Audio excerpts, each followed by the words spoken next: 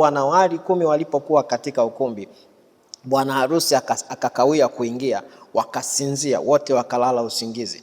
Ilipofika usiku wa manane, wakasikia makelele kwamba bwana harusi amekuja. Hawa wanawali wote wakaamka kuzitengeneza taa zao.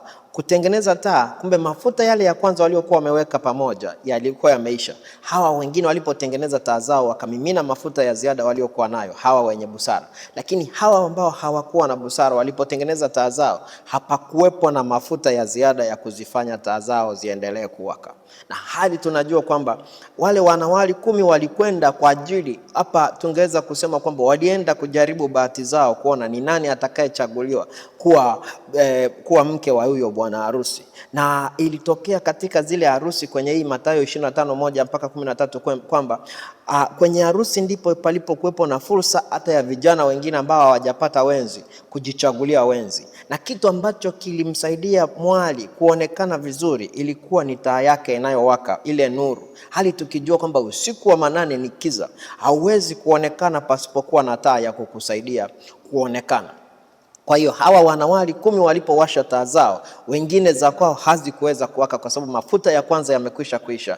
Wale wengine wenye mafuta ya ziada ndio walioweza kupata nafasi ya kuwasha taa zao, wakaonekana. Na bwana harusi alipokuja, walioingia ni wale wenye busara waliokuwa na mafuta ya ziada. Hawa wengine ambao hawakuwa na mafuta, kwa sababu walikataliwa kupewa na hao wengine kwamba hatuwezi kushare mafuta, hata tutosha sisi na ninyi, wakamwambia nendeni mkajinunulie. Na walipokwenda hao wanawali 5 ambao hawakuwa na busara, walipokwenda kujinunulia mafuta, wakakuta mlango umeshafungwa. Bwana Yesu Kristo asifiwe. Kuna wakati ambapo neema inafungwa. Kuna wakati ambapo fursa zinakuwa nyingi, lakini kuna wakati ambapo fursa zinabana. Sasa wakati wa fursa zinapokuwa nyingi, ni wakati wa kufanya maandalizi kabla ya fursa hazijaja. Inabidi tuwe watu wa maandalizi, tusije tukalalamika kwamba fursa zipo, lakini kwa maandalizi tuliokuwa nayo ndio tuonesha kwamba hizo fursa tutazipata ama tutazikosa.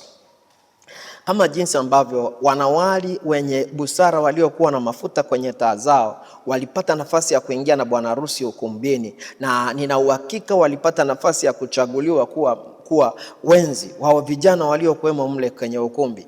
Na sisi pia sasa tunapokuwa kwenye maisha yetu ya kila siku, ni vizuri tuwe watu wa kujipanga, kuwa ni watu ambao tuna ujuzi wa mambo mbalimbali. Hata zinapotokea fursa, tusije tukaonekana tunapwaya, hatujafiti katika fursa zilizojitokeza.